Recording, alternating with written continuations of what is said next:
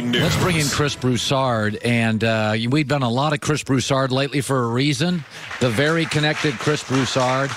By the way, let me start. I opened the show today with a bunch of scenarios for the Lakers. Apparently, I forgot one, according to you. Look, if I could choose one player on earth to put with LeBron James and Anthony Davis, as great as Kawhi is, and they'd be great because those three are just such great players, it would be Klay Thompson. Klay Thompson with LeBron and Anthony Davis would be phenomenal because when you have a big three, ultimately, either their games need to fit perfectly or somebody needs to step back. Like Kyrie and LeBron, who step back, Kevin Love. LeBron and D-Wade, who step back, Chris Bosh. These games fit. LeBron could be himself, AD could be himself, and Klay could be himself. He doesn't need to dribble. He can just catch. He's the best catch-and-shoot player in the league. Now, I don't think that's going to happen, but if I'm the Lakers, I'm like, LeBron, get Klay on the phone and ask him, look, you're our number one guy. Would you come? Because I think Klay's going to stay in Golden State. They're going to offer him the max as soon as they can, and he's going to resign. And Klay has no problem being the third guy. He has no problem getting, less shine than Steph, KD, Draymond even. So I don't think he has an issue with that. But if there's a part of him that would like to move from the shadow of Steph, going to the Lakers would be the way to do it. He'd still be the third guy, obviously, but they would win championships. He would have one, maybe two more championships without Steph, and that'd be huge for his legacy. So he would be my number one guy. Now, let's say this. Kawhi Leonard spurns the Clippers and goes to the Lakers. I mean, honestly, I'm uncomfortable talking about it. It would be devastating. It would be the Red Sox losing to the Mets in '86, and they're below 500 the next year. So much of the Clippers' vibe this year was optimism and hope. Build as far as we can go with this group.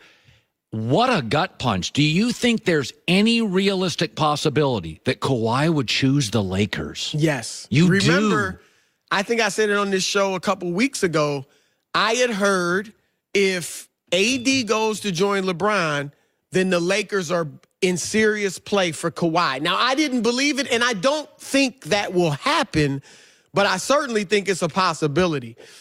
I don't think Kawhi is going to waste time meeting with teams that he's got no interest in. I still think the pecking order is Clippers 1, Raptors 2, Lakers a somewhat distant third. But the Lakers, I don't know if it's been reported, the Lakers better have LeBron and Anthony Davis in the meeting with Kawhi. All right, you let the business people and Linda Rambis, they don't need to be in there. LeBron and AD, because he has to sit there and Magic will make a call. Magic will, if he's not there, he'll make a call. Magic maybe should be there. But it's going to be a little difficult for Kawhi to say no to all those three guys. Like, look, man, we can do something special. LeBron is definitely with the narrative of, I'm going to be here for a few more years.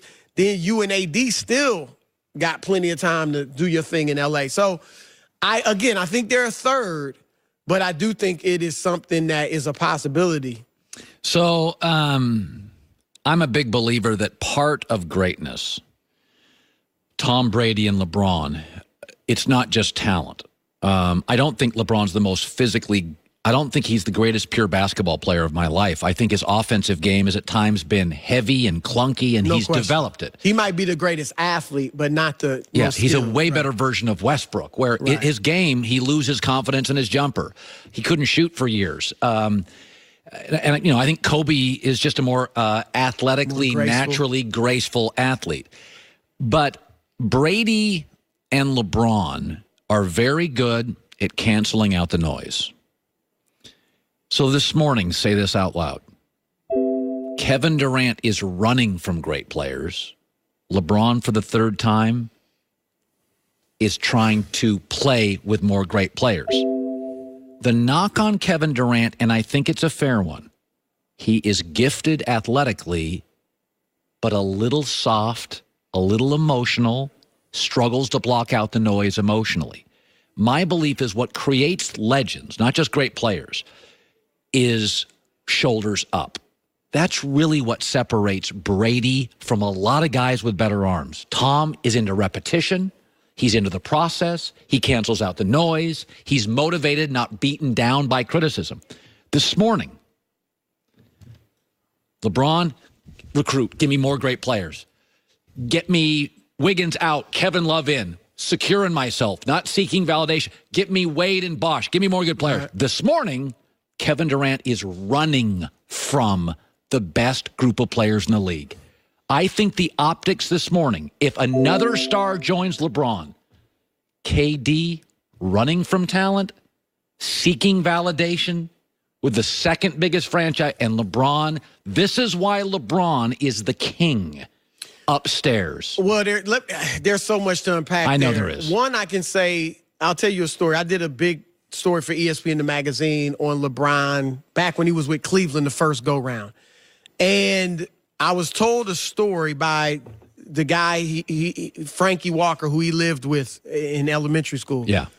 That the grandfather, Frankie Walker's father, went to pick LeBron up from school one day. I think he was in 7th grade. And the principal of the school came out to meet the grandfather and said about LeBron, he pointed at LeBron and said, this kid, to the grandfather, this kid could be the president of the United States. Like that is something about LeBron. He has this intelligence that he's like a leader. Now, he's had his issues. We remember Dallas, and I don't put him on the Michael Jordan scale of mental toughness, but LeBron is a leader, and he sees the bigger picture. Always. That's the thing. LeBron, when you talk to guys close to LeBron, they're constantly telling you, LeBron is not necessarily just looking at competing with KD or with Kawhi or something. He sees the bigger picture. He looks at players taking over the league, taking their destiny into their own hands. That's how he's looking. He's tried to sell Durant on that. By the way, let me give you a minute story on Michael Jordan. So Michael Jordan, early in his career, Magic was winning titles. Michael was considered the greater individual player. So Nike and David Falk, Michael's agent, and Nike, without telling Michael, had come up with an idea. Michael against Magic for $1 million. Now, at the time, that was a lot of money in a one-on-one game. Nike was convinced, brilliant agent, was convinced it would be brilliant. And they went to Michael Jordan. And Michael Jordan goes, this is the dumbest thing I've ever heard. He goes, Magic's already considered the great team player. I'm the great individual player. If I lose to Magic, I will have neither. And David Falk and the president of Nike in that moment went, oh my God, Michael's right.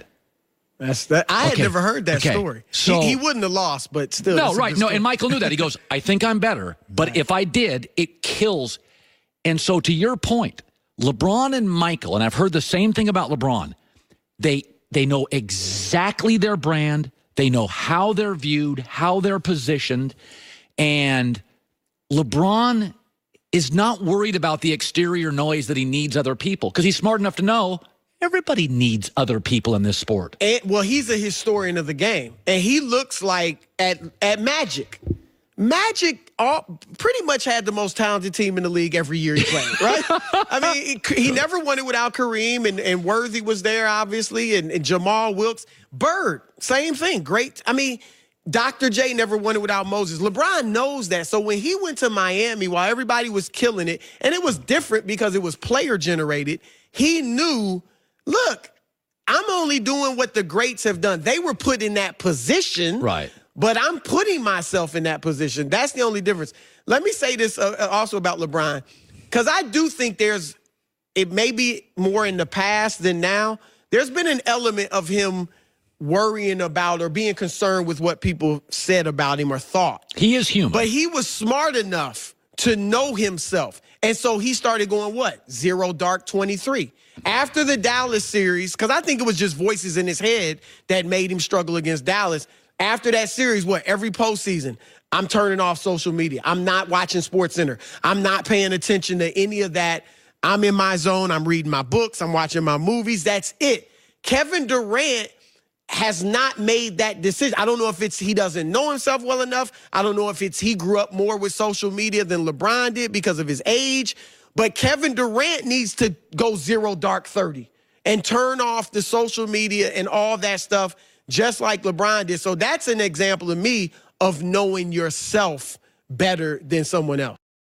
I want to touch on because I think starting later today, it started actually yesterday. I mean, we've already had the AD move. Right. And now we got the cap space move. So there's already been big moves, both by the Lakers. The Lakers have so far stolen free agency. They land AD and they clear cap space.